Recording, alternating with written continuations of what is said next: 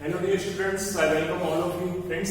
आज हम एक न्यू चैप्टर स्टार्ट करने वाले हैं जिसका नाम है इंटीग्रेशन। ओके, आपने फिजिक्स के अंदर कहीं ना कहीं पे इसके बेसिक्स सम किए होंगे। ओके, 11 साइंस में आता है थोड़ा सा और 12 में भी आता है, लेकिन अभी से हम ये जो इंटीग्रेशन है वो एक्चुअल में होता क्या है उसकी सारी डिटेल करेंगे यहाँ पे। एंड आपको मैं ये भी बताऊंगा कि इसके फॉर्मूलाज जो होंगे वो कैसे हम याद रखेंगे। ओके, चलिए, तो सबसे पहले मैं आपको ये बता दूं कि सर इंटीग्रेशन क्या है। तो आपको एक चीज पता होनी चाहिए, अगर आप मैथ्स पढ़ते हो तो आप उसके अंदर एक न्यूटन का लॉ है। Okay, every action has equal and opposite reaction. चलिए, तो इसके रिलेटेड अगर आप देखे होंगे तो एवरी जो भी हर एक प्रोसेस होती है उसको इक्वल ऑपोजिट करने वाली दूसरी प्रोसेस होती है। एडिशन है तो उसके ऑपोज में है सब्ट्रैक्शन, मल्टीप्लिकेशन है तो उसके ऑपोज में है डिवीजन। ओके, ऐसे ही मैं अगर ऐसा बोलूं आपको कि आप लास्ट चैप्टर जो डेरिवेटिव पढ़ चुके हो,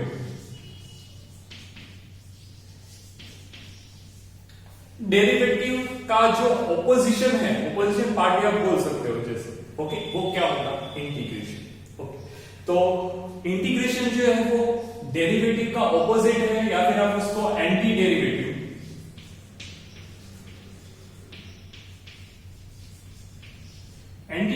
भी बोल सकते हो। ओके, इंटीग्रेशन को आप क्या बोल सकते हो? एंटी डेरिवेटिव भी आप बोल सकते हो। चलिए सर, ठीक है।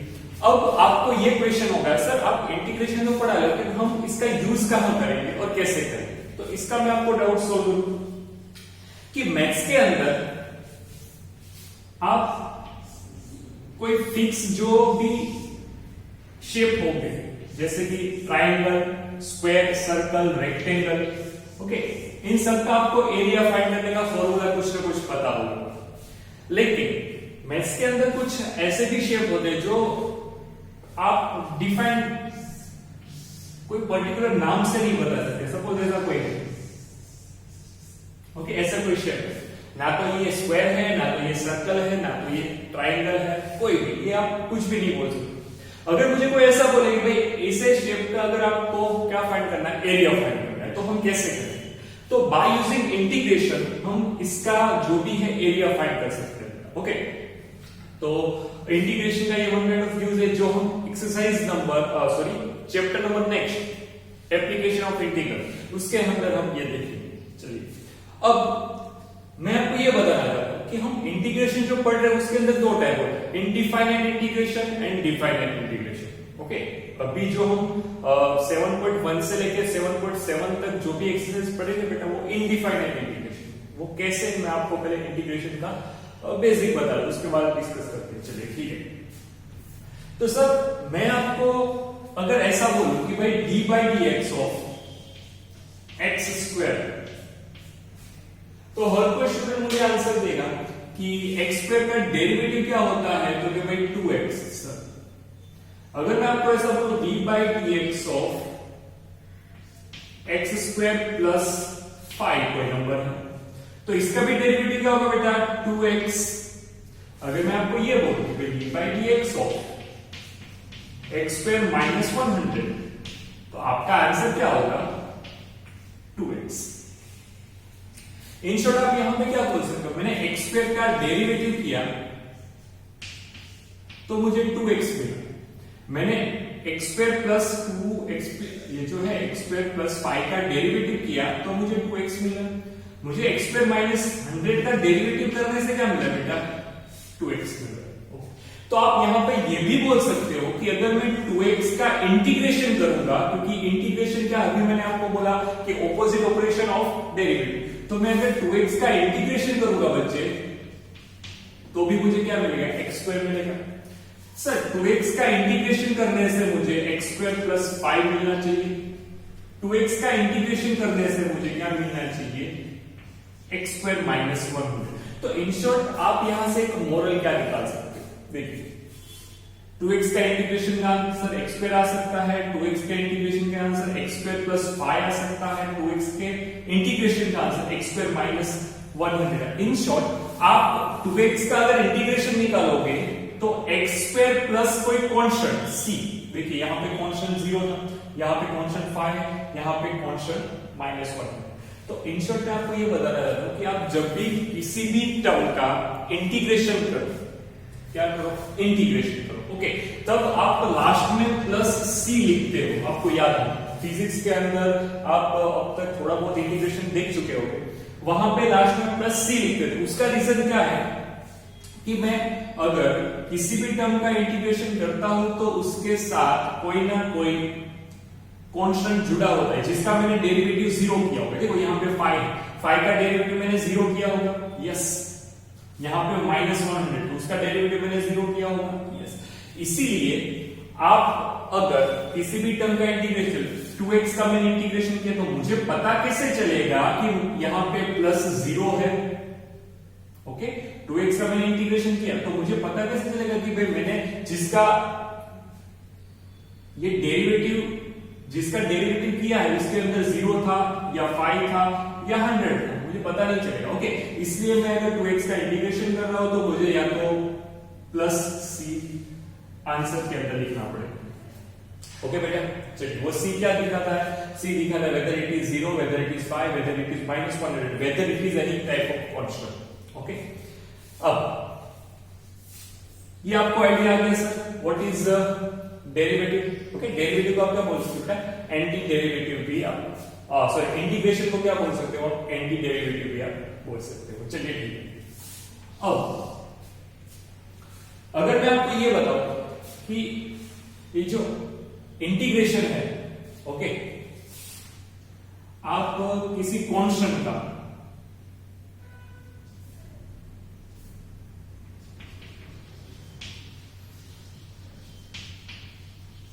इंटीग्रेशन को मैं मैथमेटिकली लिख कैसे सकता हूं, तो एक चीज आप समझिए कि भाई अगर मैं d/dx of f of x करता हूं तो मुझे आंसर मिलता है f dash of x, okay. d/dx of f of x किया तो मुझे f डैश ऑफ x, ये आपको पता है कि हम लास्ट चैप्टर जो भी है डेरिवेटिव के अंदर पढ़ चुके। लेकिन जैसे ही मैं f डैश x का मैं ये जो आंसर मिला अगर उसका मैं क्या करूंगा बेटा, उसका मैं इंटीग्रेशन करना चाहता तो ये इंटीग्रेशन का सिंबल क्या है, ये इंटीग्रेशन का सिंबल है इनटू dx, ऐसे। अगर मैं इस टर्म का ये जो आपको डेरिवेटिव मैंने क्या किया d/dx of f of x का डेरिवेटिव किया तो मुझे f डैश ऑफ, तो मुझे f डैश ऑफ x का अगर इंटीग्रेशन करना तो f डैश ऑफ x ये dx का इंटीग्रेट करता है मुझे कि मैं किसके रिस्पेक्ट में इंटीग्रेशन करता हूं, ओके, यहां पे। तो अगर मैं ऐसा करूंगा तो मुझे आंसर क्या मिलेगा बेटा, f of x plus c, बस इसी के तरह लिखो। अगर मैं x स्क्वायर का डेरिवेटिव करता हूं तो 2x स्क्वायर, अगर मैं 2x का इंटीग्रेशन करूंगा तो x स्क्वायर। अब मुझे पता नहीं x स्क्वायर के साथ 0 है, 5 है या -100, इसके हिसाब से मैंने क्या लिखा बेटा, प्लस c लिखा, whether it is 0, whether it is 5, whether it is -100, और कोई भी कांस्टेंट हो सकता है। तो ये मैथमेटिकली अगर आपको इंटीग्रेशन को बताना है, रिप्रेजेंट करना है, तो ऐसे आप बता सकते हो d/dx of f of x is equal to f dash of, ये मैंने किसी फंक्शन का डेरिवेटिव किया तो मुझे ये मिला। अगर मुझे वापस वो फंक्शन चाहिए, ऐसे आपको एमसीक्यू दिया है 7.1 एक्सरसाइज के अंदर लास्ट एमसीक्यू, ओके, मैं किसी भी फंक्शन का डेरिवेटिव करूंगा तो मुझे ऐसा मिलेगा। अब आंसर का अगर इंटीग्रेशन करूंगा तो मुझे वापस वो फंक्शन मिल ही सकता है, ओके। तो ये क्या होगा, मैथमेटिकल रिप्रेजेंटेशन ऑफ इंटीग्रेशन। चलिए अब आप कुछ फॉर्मूलाज इंटीग्रेशन के पढ़े होंगे। देखो इंटीग्रेशन जो है वो एकदम इजी चैप्टर है। इंटीग्रेशन पढ़ने से पहले मैं आपको पर्सनली एडवाइस देना चाहता हूं कि आप स्टैंडर्ड 11 के चैप्टर नंबर 3 के जितने भी ट्रिग्नोमेट्री फॉर्मूला है सारे के सारे आपको आने चाहिए, ओके। फिर चैप्टर नंबर 5 स्टैंडर्ड 12 के चैप्टर नंबर 5 डेरिवेटिव के जितने भी फॉर्मूला है बेटा वो आपको आने चाहिए। अगर ये दो चीजें आपको पता होगी तो आप इंटीग्रेशन को बहुत ही इजीली कर सकते हो, ओके। और एक चीज, अगर इंटीग्रेशन में मास्टरी आपको लानी है तो जब तक इंटीग्रेशन चैप्टर चल रहा है, मतलब आप जब तक उसको पढ़ रहे हो, ओके, तब तक आपको क्या करना है, डेली फॉर्मूलाज जितने भी फॉर्मूलाज हो, अब आप देखोगे कि भाई डे बाय डे जैसे लेक्चर आगे बढ़ते जाएंगे वैसे फॉर्मूलाज नए फॉर्मूला ऐड होते जाएंगे। तो आपको जितने भी फॉर्मूला होते हैं डेली 2 बार, एक मॉर्निंग को एक शाम डेली 2 बार लिखने की प्रैक्टिस करनी। ओके, कुछ अगर ऐसा करोगे तो जब तक इंटीग्रेशन चैप्टर चल रहा है तब तक फॉर्मूला लिखोगे तो किसी भी फॉर्मूला में कोई भी आपको दिक्कत नहीं आएगी, वेरी गारंटी। ओके बेटा, चलिए प्लीज एक बार देख लीजिए।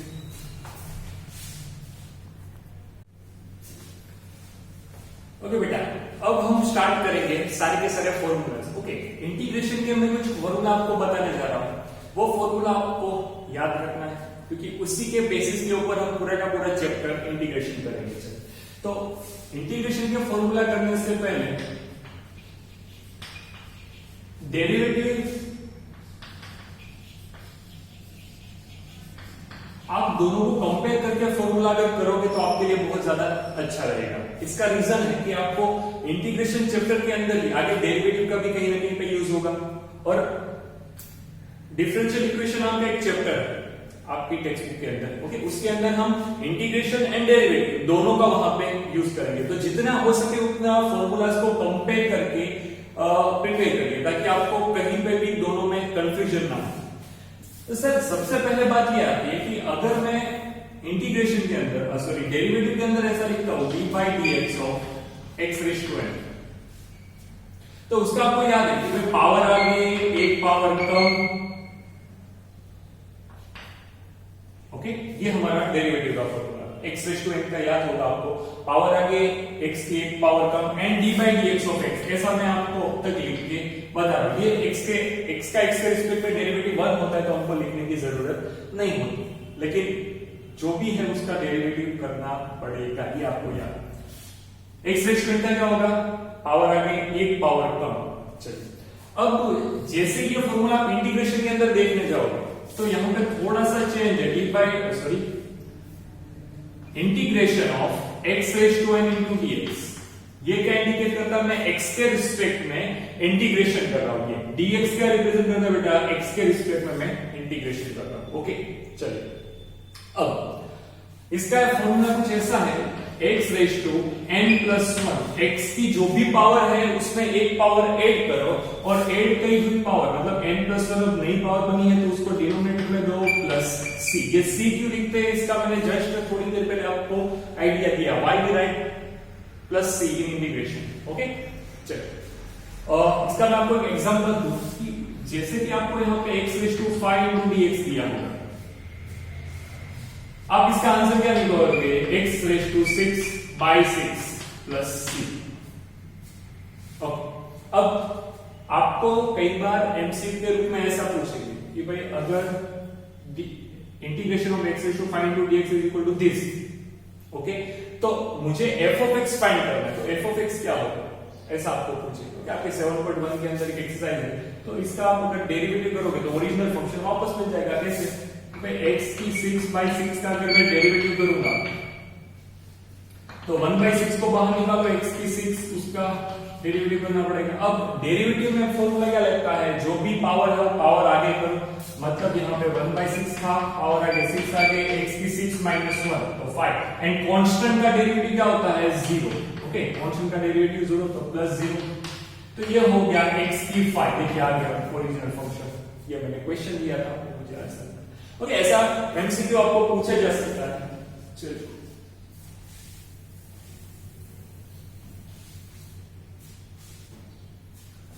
ओके, अब आप किसी भी फंक्शन का कांस्टेंट, अच्छा D by d x of किसी भी कांस्टेंट का मैंने क्या किया, कांस्टेंट के साथ सपोज मेरा एफ ऑफ एक्स है। ओके, ये एक प्रॉपर्टी है, कांस्टेंट के साथ चाहे x हो सकता है, x की पावर 5 हो सकती है, कुछ भी हो सकता है। अगर मैं उसका डेरिवेटिव करना चाहूं तो आप क्या करते थे, कांस्टेंट को बाहर रखता था और d by d x of f of x, ये आपको याद है। ऐसे अगर इंटीग्रेशन के अंदर मैं कोई कांस्टेंट के साथ मेरे फंक्शन को मल्टीप्लाई हुआ देख जाऊं ऐसे, तो आपको क्या करना है, कांस्टेंट को बाहर रख देना है, integration of f of x into dx, ऐसे आपको आंसर निकालना है। ओके, ये एक प्रॉपर्टी है, ये क्या बेटा एक प्रॉपर्टी है। चलिए डेरिवेटिव के अंदर आप क्या कर देते बेटा, D by d x of,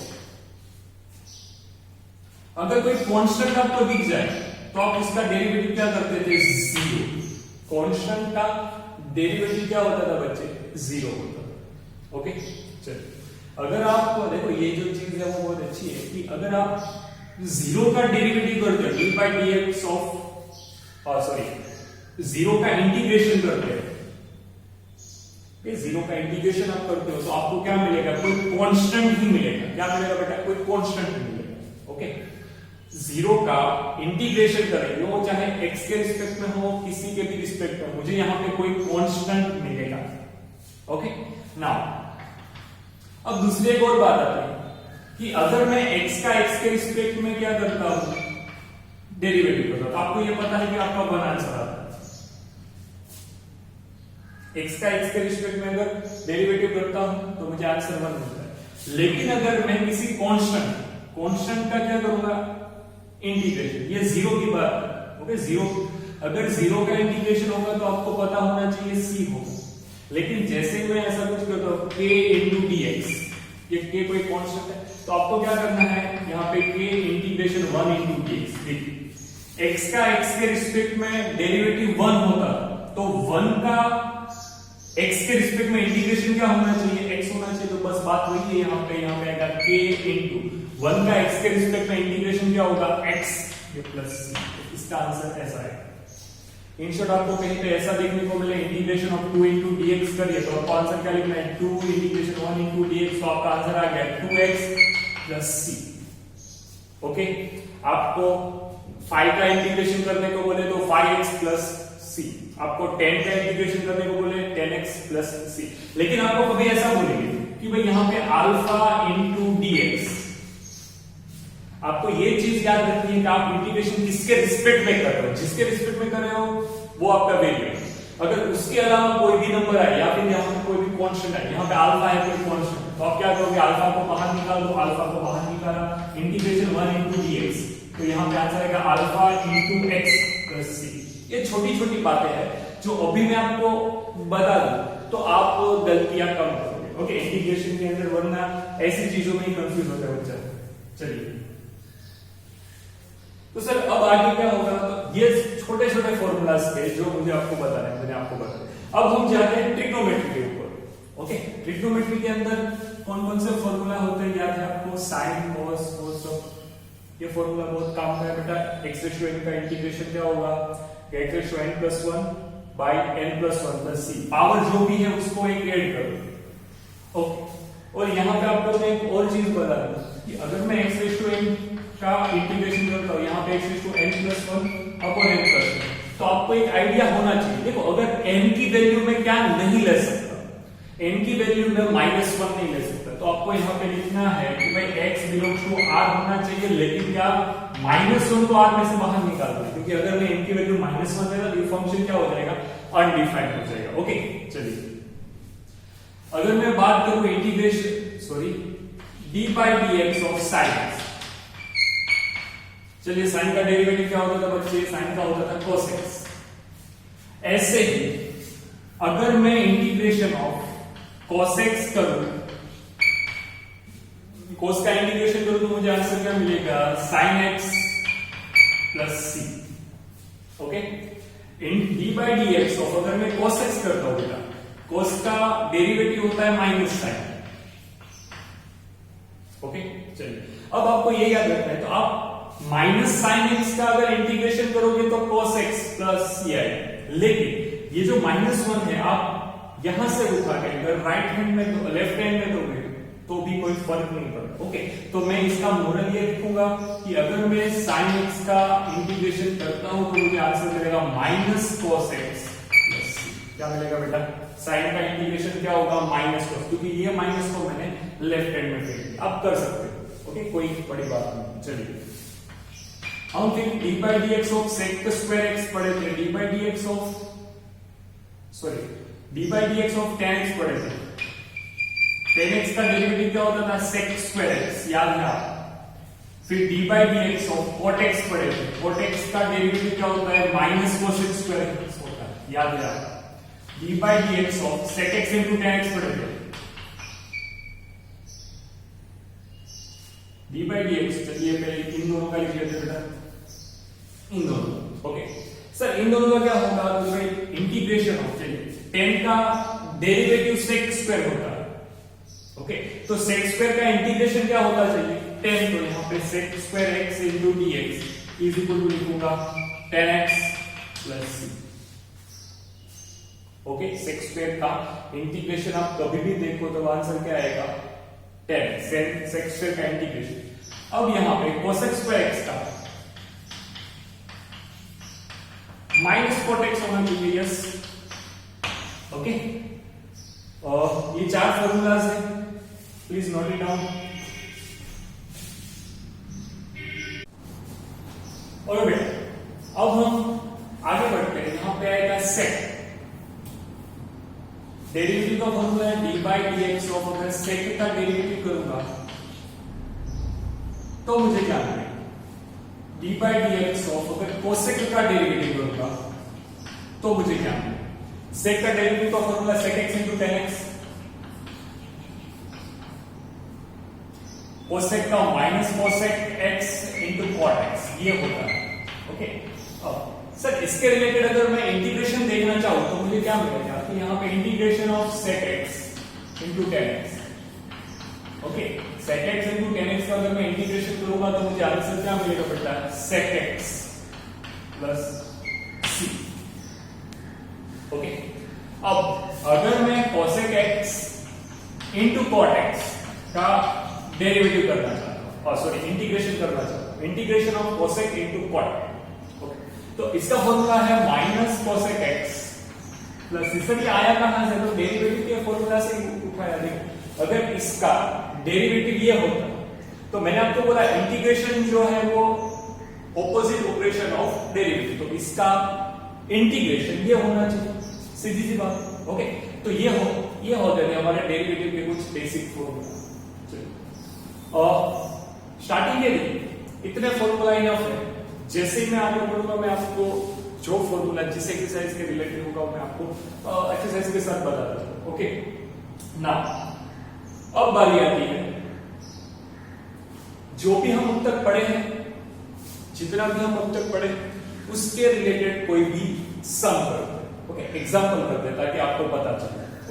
अब मैं आपको एक चीज और बताना चाहता हूं, नोट, हमने अभी जो भी फॉर्मूलाज पढ़े, आगे हमने x⁴n वाला पढ़ा, okay, sin cos tan sec cosec, जितने भी फॉर्मूला पढ़ा डेरिवेटिव के ऊपर से इंटीग्रेशन के, अगर आप वहां पे x के जगह पे, अगर x के प्लेस के ऊपर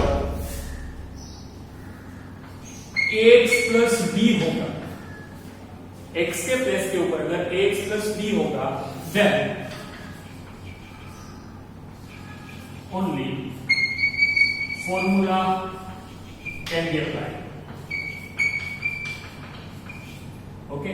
x और जैसे अगर मैं आपको यहां पर ऐसा बोलूं कि भाई हमने x⁴n के इंटीग्रेशन का फॉर्मूला ये पढ़ा था, x⁴n plus 1 upon n plus 1 plus ये हमने फॉर्मूला पढ़ा था, ओके।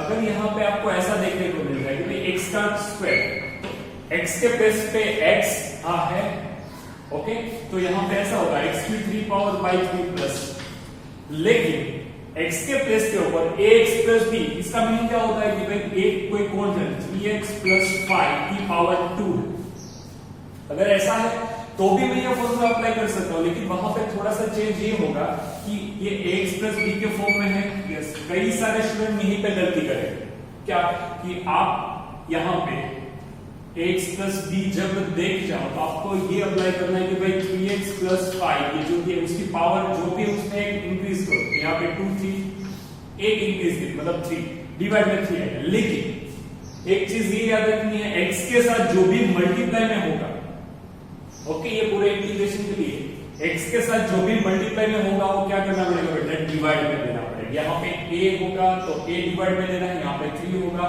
x के साथ जो भी मल्टीप्लाई में, ये वाला 5 तो एज इट इज यहाँ पे आएगा, लेकिन x के साथ जो भी मल्टीप्लाई तो क्या करना पड़ेगा, इसका आंसर आएगा यहाँ पर प्लस c, इसका आंसर आएगा 3x प्लस 5 की पावर 3 बाई 9 प्लस ऐसा होगा, ओके। इन शॉर्ट अगर आप साइन का देखो तो आपको साइन 2x प्लस 9 दिया, अगर उसका इंटीग्रेशन करने का बोला, ओके। तो आपको ये चीज पता है, साइन का इंटीग्रेशन होता है माइनस कोस, तो माइनस कॉस यहाँ पे 2x प्लस 9 तो होगा ही होगा, क्योंकि एंगल आप देखिए ax प्लस b के फॉर्म में दिख रहा है। यस, अगर ax प्लस b के फॉर्म में दिखेगा तो ही मैं ऐसा कर सकता हूं। ओके, चलिए डिवाइड में क्या लिखना पड़ेगा, x के साथ मल्टीप्लाई में 2 है तो यहाँ पे 2 प्लस। ओके, अगर आप साइन स्क्वायर x देख जाओ, sine square x into dx, तो आप वहां पे x रेशियो n का फॉर्मूला नहीं अप्लाई कर सकते। Sine square x into dx का इंटीग्रेशन के अंदर आप x की पावर n वाला फॉर्मूला अप्लाई नहीं कर सकते बच्चे। ओके, चलिए और कुछ एग्जांपल करते हैं ताकि आपको आइडिया है।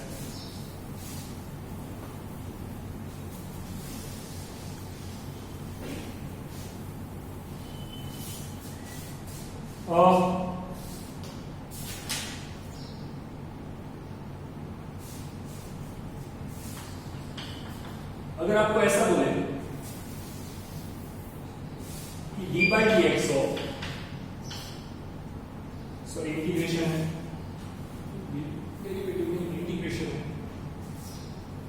Integration of 1 upon x square into d x, तो आप क्या करोगे बेटा, x की जो पावर डिनोमिनेटर में ऊपर लेके जाओगे -2x, ऐसा हो गया। अब जो भी पावर है x की -2 थी उसमें 1 ऐड करो।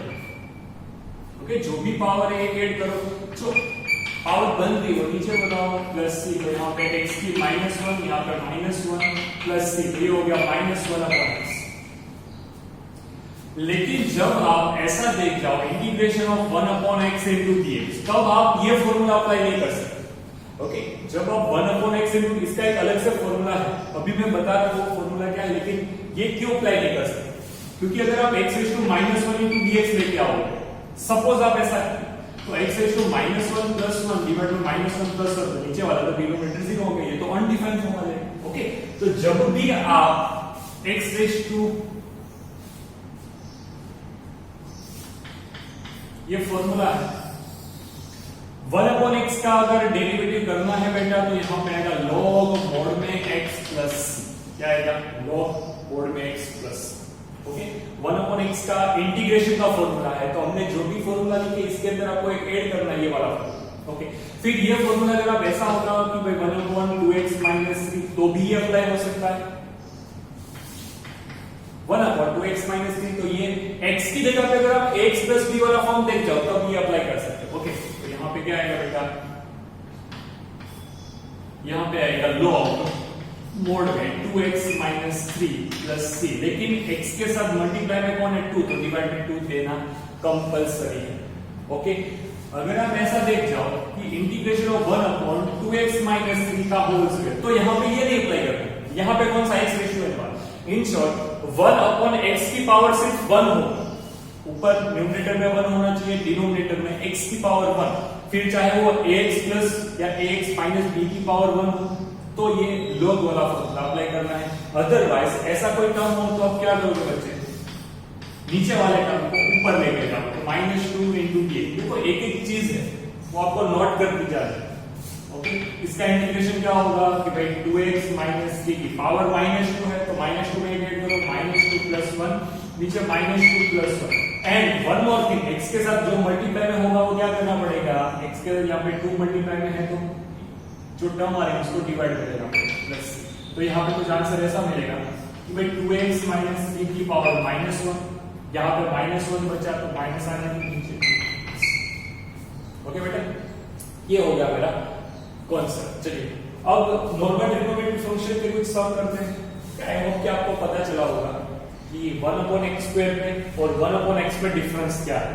1 अपॉन x में ये वाला फॉर्मूला अप्लाई क्यों नहीं किया, क्योंकि अगर ये अप्लाई करता तो अनडिफाइंड फॉर्म बनता है, वो मैंने आपको प्रूफ करके बताया। अब बारी आती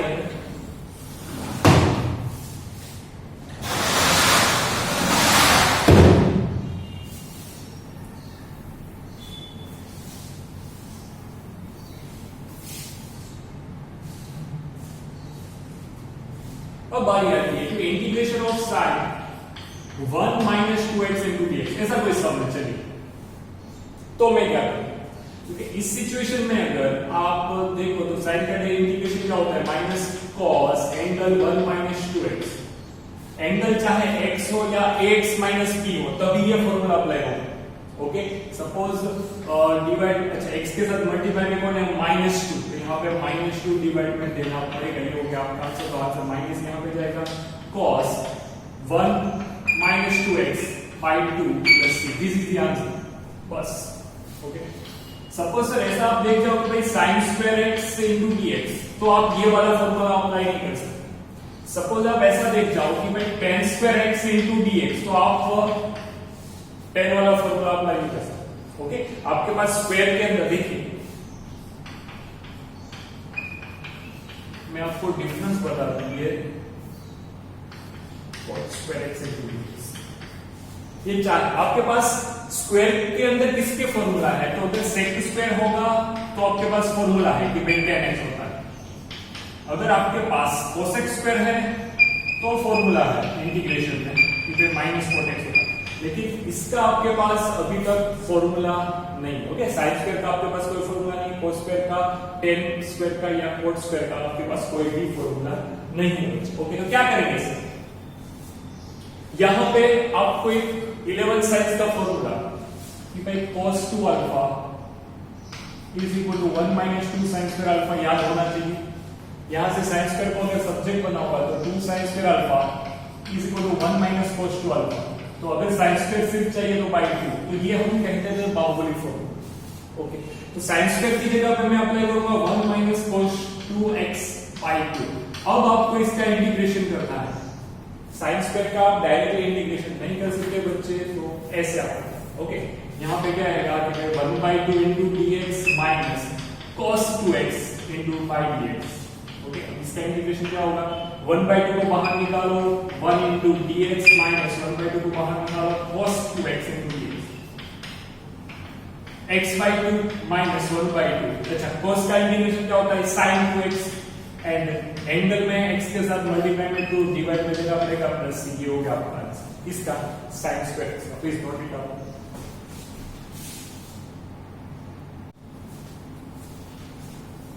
ओके बच्चे ये मैंने sin स्क्वायर x का इंटीग्रेशन कराया आपको। ओके हो सके तो इसको एज अ फॉर्मूला के रूप में भी आप याद रख सकते हो, क्योंकि कई जगह पे आपको ऐसा सम देखने को मिलेगा। ओके अब बात की cos स्क्वायर x, तो आपके पास cos स्क्वायर x का भी फॉर्मूला नहीं है, cos square x into dx का कोई डायरेक्टली इंटीग्रेशन का फॉर्मूला नहीं, लेकिन मेरे पास cos 2 alpha is equal to 2 cos square alpha minus 1 है। ओके तो यहां से मैं अगर cos 2 को सब्जेक्ट, cos स्क्वायर अल्फा को अगर मैं सब्जेक्ट बना रहा हूं तो 1 प्लस cos 2 अल्फा बाय 2 ऐसा आपको फॉर्मूला मिलेगा। तो इन शॉर्ट आपको ट्रिग्नोमेट्री के अंदर इंटीग्रेशन जब भी हो आपको ये याद रखना है कि अगर sin स्क्वायर में इंटीग्रेशन दिख जाए आपको तो 1 - cos 2 अल्फा बाय 2 लिखना है। अगर cos स्क्वायर के अंदर इंटीग्रेशन दिख जाए तो 1 प्लस cos 2 अल्फा बाय 2। याद क्या रखोगे, यहाँ पे जो भी एंगल है यहाँ पे 2 गुना एंगल है, cos square alpha is equal to 1 plus cos 2 alpha by 2। बस यही अप्लाई करो, 1 plus cos 2x by 2 into dx। Okay ऐसे अब आप इंटीग्रेशन कर सकते हो, 1/2 dx प्लस 1/2 को बाहर निकालो, cos 2x into dx। 1/2 का क्या होगा बेटा, तो x/2 मिलेगा। यस यहाँ पे 1/2 बाहर निकालो, cos का इंटीग्रेशन, cos का इंटीग्रेशन होता है sin, लेकिन एंगल क्या है, एंगल है 2x, तो sin 2x by 2 plus c, this is the answer. 2 into 2 4 लिख सकते हो। ओके बात आती है tan स्क्वायर की, तो आप कई सारे सम के अंदर एक्सरसाइज जैसे मैं चालू करूंगा, कई सारे सम के अंदर आप tan स्क्वायर का और cot स्क्वायर को देखो। ओके तब ये डायरेक्टली फॉर्मूला लिखो तो भी चलेगा। एक एडवाइस देना चाहता हूं, ये दोनों बॉक्स किया हुआ फॉर्मूला याद रखना। ओके क्योंकि ऐसे फॉर्मूला आपको बहुत सारी जगह पे यूज करते हैं, ये फॉर्मूला ये कई सारी जगह पे यूज करते हैं। अब बात आती है tan स्क्वायर, तो tan square x into dx का, सर tan स्क्वायर x का आपके पास इंटीग्रेशन का कोई फॉर्मूला, लेकिन आप अगर 10th स्टैंडर्ड का एक आइडेंटिटी है कौन सी, 1 plus tan square theta is equal to sec square theta and 1 plus cot square theta is equal to cosec square theta, ये आपको याद होना चाहिए। तो इसके ऊपर से अगर tan स्क्वायर को सब्जेक्ट बनाऊंगा तो यहाँ पे क्या आएगा, sec square theta minus 1 into dx, so sec square x लगेगा यहाँ पे, सीधी सी बात। ओके ना अब sec स्क्वायर का इंटीग्रेशन का फॉर्मूला आपको पता है, sec स्क्वायर का इंटीग्रेशन क्या होता है, tan x। तो यहाँ पे integration sec square x into dx minus integration 1 into 1 किसके रिस्पेक्ट में इंटीग्रेट हो रहा है, x के रिस्पेक्ट में। यहाँ पे जिसके भी रिस्पेक्ट में होगा उसका x प्लस c। अब sec स्क्वायर का डायरेक्टली आपको पता है यहाँ पे tan x, तो अगर मैं tan स्क्वायर x का आपको इंटीग्रेशन पूछूं तो tan x minus x directly आपको लिखना है। ओके, अब cot स्क्वायर x का आपको इंटीग्रेशन अगर करना होगा बच्चों, इसके हिसाब से आप फॉर्मूला अप्लाई करिए cosec square x minus 1 into dx। cosec square x का इंटीग्रेशन क्या होता है, माइनस cot x। यहाँ पे पहले cosec square x into dx minus 1 into dx। Okay, cosec square x का होगा माइनस cot x, यहाँ पे माइनस x प्लस c। तो ये क्या हो गया बेटा, आंसर हो गया किसका, cot स्क्वायर x। तो ऐसे आपके पास स्क्वायर के अंदर साइन स्क्वायर का, cos स्क्वायर का, tan स्क्वायर का, cot स्क्वायर का फॉर्मूला नहीं है, तो आप इसको याद रख सकते हो। जब भी cot स्क्वायर दिखे तब ये अप्लाई करो, tan स्क्वायर दिखे तब ये। ओके, चलिए थोड़ा आगे बढ़ते हैं। अगर मैं आपको कुछ एक्स्ट्रा सम बताऊं, एक्स्ट्रा सम हम कैसे करें, यहां पे है x स्क्वायर माइनस 5। ओके, चलिए x स्क्वायर का इंटीग्रेशन मतलब x square into dx minus 5 को बाहर निकालो x इंटू dx, ये आपको पता है। x स्क्वायर का इंटीग्रेशन कैसे होता है बेटा, पावर एक बड़ा जो है उसमें एक बड़ा 2 3 तो 3 हो जाएगी माइनस 5, यहाँ पे x square by 2 plus c, ये हो गया अपना आंसर। यहाँ पे डिनोमिनेटर देखिए, अगर सिर्फ ऐसा होता इंटीग्रेशन 1/1 माइनस 2x, अगर 1 पावर होती तो मैं log मॉड में 1 minus 2x bye minus 2 plus c करता, अगर 1 पावर होती तो। लेकिन यहाँ पे 1 पावर नहीं, यहाँ पे क्या है, अंडर पावर। Okay, 1/2 power. तो मैं क्या करूंगा, तो मैं इस टर्म को अगर ऊपर लेके जाऊं 1 माइनस 2x की पावर माइनस 1/2 dx ऐसे होगा। यस, जो भी पावर है उसमें एक ऐड करो, 1 माइनस 2x की पावर माइनस 1/2 प्लस 1 करेंगे माइनस 1/2 प्लस 1, एंड x के साथ मल्टीप्लाई में कौन है, माइनस 2, तो यहाँ पे माइनस 2 को मल्टीप्लाई करना पड़ेगा। ओके, तो यहाँ पे बना 1 माइनस 2x की पावर 1/2 पॉजिटिव बन गई, नीचे माइनस 2 है। ओके, माइनस यहाँ पे 2, यहाँ पे 2 है, इनटू ये हो गया 1/2, तो 2 ऊपर चला जाएगा, तो माइनस 2/2 अंडर रूट में 1 माइनस 2x प्लस c, ये दोनों कट हो जाएगा, minus under root 1 minus 2x आपका आंसर। और यहाँ ये सब हमने कर लिया, यहाँ पे आएगा log मॉड में 1 minus 2x bye minus 2 plus c ऐसे। ओके, और अगर पूरे टर्म की पावर 1 होगी तो मैं ऐसे log लगाऊंगा, अगर 1 के अलावा कोई पावर दिख जाओ पूरे टर्म, मतलब आप इसकी जगह पे x सोच सकते हो या फिर ax प्लस b सोच सकते हो, मैंने आपको नोट लिखा है। ओके, चलिए सर ट्रिग्नोमेट्री के अंदर है, यहाँ पे आपको क्या करना है, अगर आपको 4 पावर दिखे तो 4 पावर का आपके पास कोई फर्क नहीं, लेकिन कुछ सॉल्यूशन होता होगा कि भाई sin की 4 पावर माइनस cos की 4 पावर, यहाँ पे sin square x plus cos square x into sin square x minus cos square x। अगर आप डिफरेंस का अलजेब्रिक फॉर्मूला लगाओ, ट्रिग्नोमेट्री का जो भी रूल है वो यहाँ पे आइडेंटिटी के रूप में आपको दिखेगा। कौन सी identity, sin square theta plus cos square theta is equal to 1। देखिए यहाँ पे हमने कौन सा फॉर्मूला, a की पावर 4 माइनस b की power 4 is equal to a square plus b square into a square minus b square, ये formula apply किया। और अब ट्रिग्नोमेट्री का यूज करूंगा। ट्रिग्नोमेट्री मुझे क्या बोलती है कि अगर sin square plus cos square आपको दिख जाए बच्चे, तो आपको क्या कर देना है, यहाँ पे 1 लिख देना। ओके, एंड यहाँ पे अगर आप ऐसा सोचो, देखिए आपके पास एक 11 साइंस का फॉर्मूला है, cos square alpha minus sin square alpha is equal to cos 2 alpha, याद करो। यस, ये फॉर्मूला 11 साइंस का, इसीलिए मैंने इस लेक्चर के स्टार्टिंग में आपको बोला कि आपको अगर 11 साइंस के फॉर्मूला पता है तो आप आराम से कर सकते हो इंटीग्रेशन। माइनस को बाहर निकालते हैं, माइनस बाहर निकला, यहाँ पे क्या बचेगा बेटा, cos square x minus sin square x into dx। Okay, चलिए माइनस को बाहर, तो ये क्या बन जाएगा, cos 2x इनटू dx। चलिए cos का इंटीग्रेशन होता है sin, माइनस sin नहीं आएगा, cos का integration sin 2x by 2 plus c, minus तो ये बाय डिफॉल्ट क्वेश्चन का। ओके, तो ये अपने क्वेश्चन नंबर ट्रिग्नोमेट्री पर। सर अब ये दोनों सम थोड़े अच्छे सम हैं, ऐसे ही सब आपको एग्जाम में देखने को मिल सकते हैं या फिर एमसीक्यू। ओके, आपकी जो भी एक्सरसाइज है उसके अंदर ये सम तो है ही।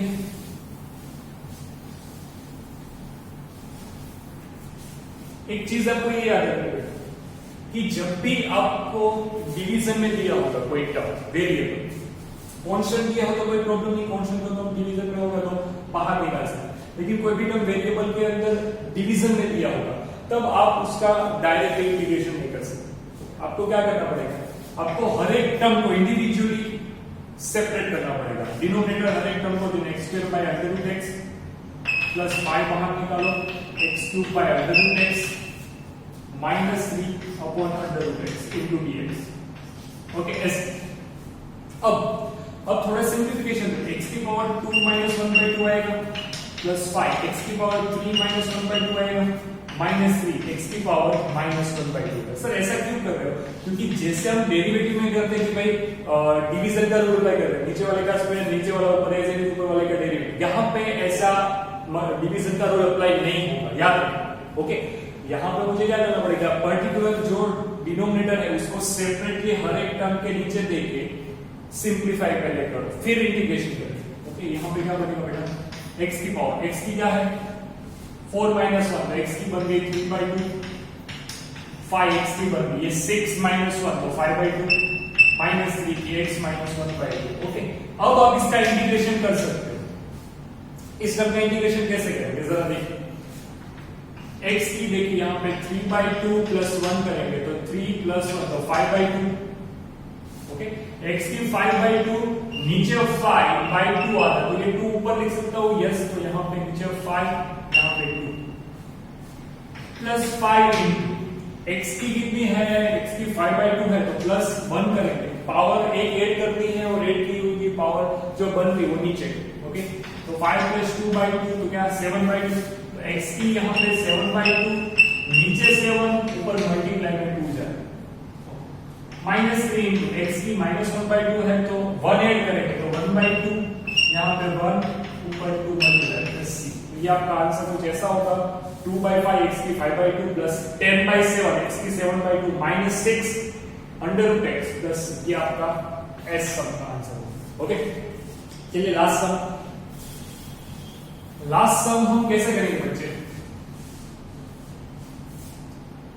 जैसे ही आपने इसको इंडिविजुअल टर्म को डिवाइड किया वैसे ही आपको इस इंडिविजुअल टर्म को मल्टीप्लाई करना पड़ेगा। कैसे, x को अंदर मल्टीप्लाई तो x की 3 इंटू x की 1 बाई 3 प्लस 2 x की 2 इंटू x की 1 बाई 3 प्लस 5 इंटू x की 1 बाई 3 इंटू dx। ओके, पहले पावर का सिंप्लीफिकेशन करेंगे, यहाँ पे क्या आएगा, बेस से पावर का एडिशन, पहले बनेगी 9 प्लस 1 x की 10 बाई 3 2x की 6 प्लस 1 तो 7 बाई 3 5x की 1 बाई 3। ओके, ये मेरा क्वेश्चन है। अब आपको क्या करना है बच्चे, इसका सिर्फ और सिर्फ सिंप्लीफिकेशन देना है इंटीग्रल के साथ। इंटीग्रेशन करेंगे, इंटीग्रेशन में क्या होगा, x की जो पावर है एक ऐड करो, तो x की 10 बाई 3 था प्लस 1 नीचे 10 बाई 3 प्लस 1, x की 7 बाई 3 प्लस 1 नीचे 7 बाई 3 प्लस 1, 5x की 1 बाई 3 प्लस 1 नीचे 1 बाई 3 प्लस 1, बस ये आपका इंटीग्रेशन। ओके, यहाँ पे क्वेश्चन लिखा था उसका आंसर, यहाँ पे बनेगा x की 10 प्लस 3 30 बाई 3 नीचे 13 आएगा ऊपर 3 आएगा प्लस x की 7 प्लस 3 बाई, तो यहाँ पे 10 बाई 3 नीचे 10 आएगा ऊपर 3 इंटू 2 तो 6 बन जाएगा, यस, प्लस यहाँ पे x 5 जो था वो एज इट इज, यहाँ पे 1 प्लस तो 4 बाई 3 बचेगा, नीचे 4 ऊपर 15 बन जाएगा, 5 3 15। ओके, प्लस ये आपका बेटा क्या होगा, अगर काटना है तो आप इसको कट कर सकते हैं। एक चीज मैं आपको फिर से बताना चाहता हूं, अगर आप sin x का इंटीग्रेशन करोगे तो आपको माइनस cos x दिखेगा। मैंने आपको बोला एंगल में अगर या फिर वेरिएबल में x हो या फिर ax प्लस b हो तो b जो आज के हमने फॉर्मूला किए वो अप्लाई कर सकते हो। ओके, तो यहाँ पे अगर sin 2x प्लस 1 होगा dx तो भी आप ये फॉर्मूला अप्लाई कर सकते हो कि भाई sin का minus cos 2x plus 1 by 2 plus c। लेकिन मैं आपको एक एडवाइस देना चाहता हूं, अगर आपको ऐसा दिया कि under root x plus 1 upon under root x का स्क्वायर है सपोज, तब आप x रेज टू n का फॉर्मूला अप्लाई नहीं कर सकते बेटा। ये ax प्लस b वाला फॉर्म नहीं है बेटा। देखिए this is not ax plus b form, यहाँ पे इसमें भी x है, इसके अंदर भी x है, तो ये x प्लस b वाला फॉर्म नहीं है, तो आप यहाँ पे x रेज टू n का फॉर्मूला अप्लाई नहीं कर सकते हो। ओके, यहाँ पे क्या करेंगे, ऐसे सम आपको मिल जाए तो आप क्या करोगे बेटा, सिंपल, अगर ऐसा सब कोई दिख जाओ आप तो क्या करोगे, तो स्क्वायर का फॉर्मूला अंदर इसका स्क्वायर, तो x plus 2 into x into 1 by under root x, ठीक है, ऐसा बनेगा 1 अपॉन x इंटू dx। मैंने स्क्वायर का फॉर्मूला अप्लाई किया है। अब यहाँ पे x plus 2 plus 1 upon x मिल रहा है इंटू dx। इसका इंटीग्रेशन क्या होगा, यहाँ पे लिख रहा हूँ, x का होगा x स्क्वायर बाई 2 प्लस 2 का होगा 2 into x plus 1 upon x का क्या होगा बेटा, log मोड में x प्लस c। ये हो गया आपका आंसर, ऐसे सब। ओके, तो आई होप कि आज के जो बेसिक इंटीग्रेशन का लेक्चर था आपको पता चला होगा बेटा। ओके, अब जब भी हम नेक्स्ट वीडियो के अंदर मिलेंगे, नेक्स्ट जब हम एक्सरसाइज चालू करेंगे, तब तक आपका काम क्या होगा, इंटीग्रेशन के सारे के सारे फॉर्मूला, डेरिवेटिव के सारे फॉर्मूला एंड चैप्टर नंबर 3 जो A1 स्टार्ट का है उसके सारे के सारे फॉर्मूला आपको माइंड में होने चाहिए, तभी आप इंटीग्रेशन अच्छे से कर सकते हैं।